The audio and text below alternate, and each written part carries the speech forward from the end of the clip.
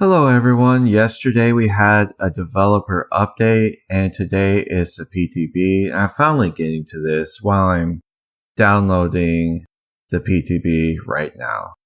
So let's go ahead and look at all the changes, see what's going on so I can test it out in the PTB. Alright, they added a system for the going next prevention to identify whether a survivor's sacrifice is an intentional attempt at going next. If a player is identified as intentionally going next, they will receive a disconnection penalty point. They've also removed the option to self-unhook on first hook stage unless they have one of the following equipped: slippery meat perk, up the ante perk, a luck offering. I don't know why they did this. So I guess Cal's IM is going to have less content for the 4% because that's basically most of his content. But he hasn't been recording in a long time, so I guess it's not a big deal for him. Alright. They added unlocks the ability to attempt to unhook yourself effects to luck offerings. So I wonder how many attempts you can try to unhook yourself with luck offerings. I wonder if that's what they're doing. So maybe they've changed these perks. It's probably going to be down at the bottom, or they've changed the perks and the offerings, and we'll get to see what that is. Alright, let's read the dev note. We've made the above changes in order to tackle going next from two directions, penalizing repeat offenders, and limiting exploitability of self-unhooks by restricting early match self-unhooks to specific perks and offerings. This still allows players to work it into their strategy while limiting cases where it's used in bad faith. Alright, let's see what's next.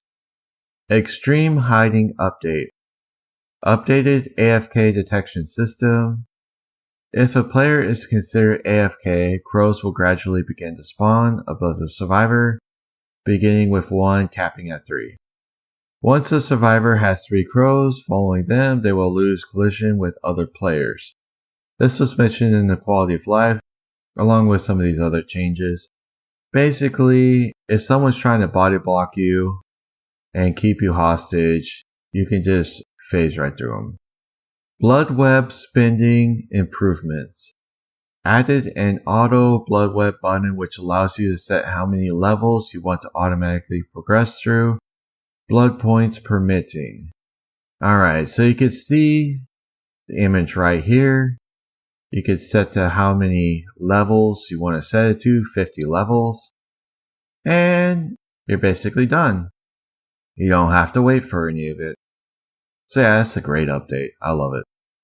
Mori update.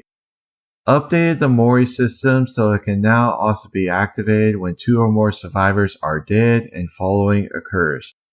The second last survivor is hooked and on struggle phase. The final survivor is in one of the following states: healthy, injured, or dying.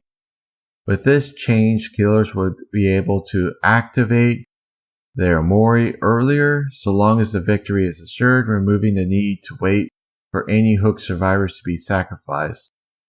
This will let players on both sides get back into the action sooner. So, I'm not quite sure what they mean by this. So, we'll just have to see what they mean in the PTB. Map offering updates. Map offerings grant a flat percentage chance of being sent to an associated realm. This chance is no longer a guarantee. Map offerings no longer stack their effects. Map and gameplay affecting offerings are treated as secret during the loading screen reveal. By making map and gameplay affecting offerings to secrets on loading screens, our intention is to preserve the element of surprise, preventing the opposing role from starting the match with knowledge of your strategy. Alright, so this is one I kind of disagree with. I like having map offerings for certain achievements, to be able to get on a map that you want, like you have to finish a generator in the main building or something along those lines.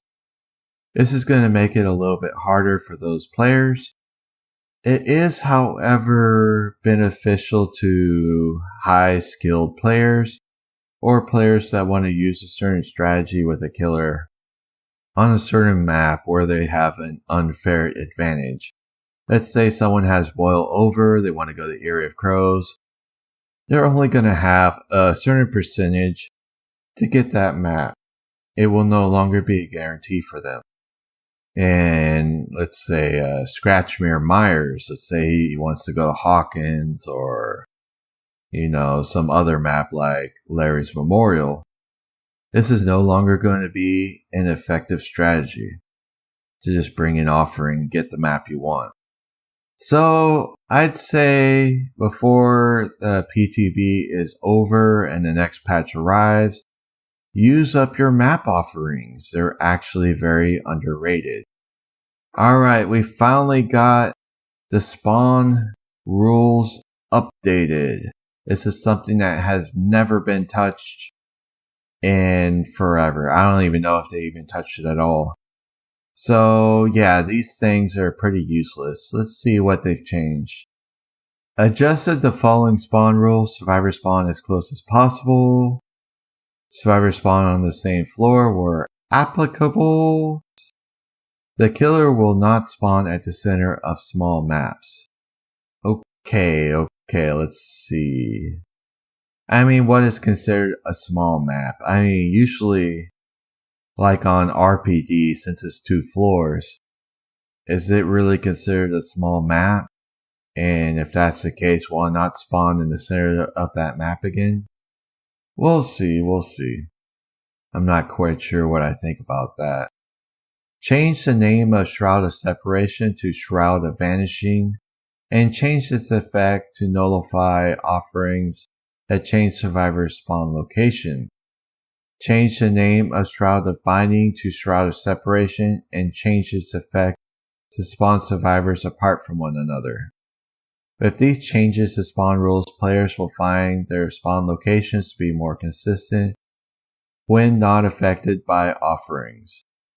We also know certain spawn offerings have historically worked counter to each role might want, so we've adjusted them to better align with these expectations. So yeah, this is a big win for both sides. I am guilty of using this offering a few times just because I wanted some cooperative actions for a Rift challenge, and getting 10-15 seconds of cooperative action at the beginning of the trial. Because sometimes survivors, instead of working with you, they'll just run to the next gen. So it was a bit frustrating to complete these challenges. But I'm glad that this is being changed. Gamma adjustment settings. Added a video category to the graphics setting menu. Added a brightness setting to the video category to adjust gamma. Alright, fine. I know some top players and some content creators are going to use this over and over and over again. But you're kind of missing out on the experience if you make this game too bright. And some maps are way too bright. I'm talking about some of the corn maps. I hate that they changed it to a daylight. I shouldn't say daylight, I should changing it to a day map. And it's way too bright. I miss when the corn maps were in the dark. Dead by Daylight is a game that heavily relies on the play between light and dark, which can be difficult to strike a balance between when playing on console, giving the more limited options available. To help alleviate this, we've added a setting for adjusting gamma, which gives players more control over how light and dark elements are displayed. Alright, they're showing it here. Fine. Yeah, it's gonna suck for Trapper. Basically, if you set it to high, you can see all the traps on the map very easily. Alright, custom match improvements. Increase spectator slots in custom games to 5.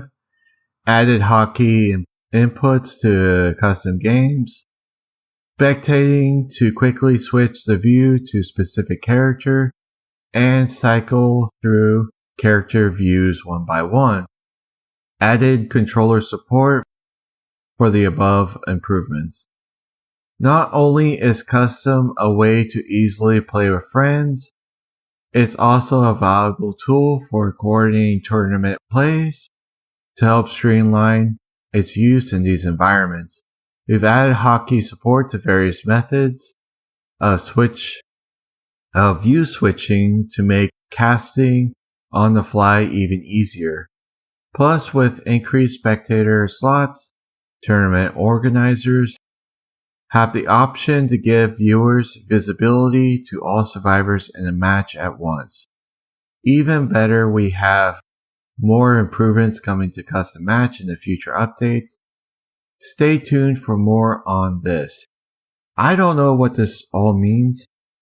It kind of sounds like they're changing how you can view survivors, because it says view switching. Like maybe we can look far away from them or away from them. I have no idea. It'd be interesting to see what they do with this. So it's definitely different camera angles and ways to look at survivors.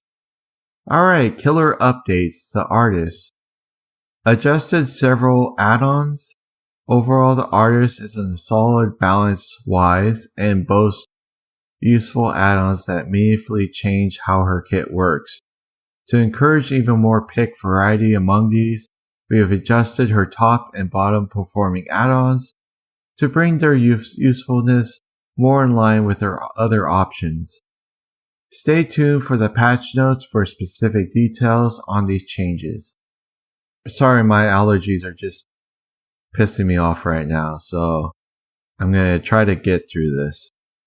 The Leech. All of the Leech's spells are available at the start of the trial. Reduce cooldowns on all spells.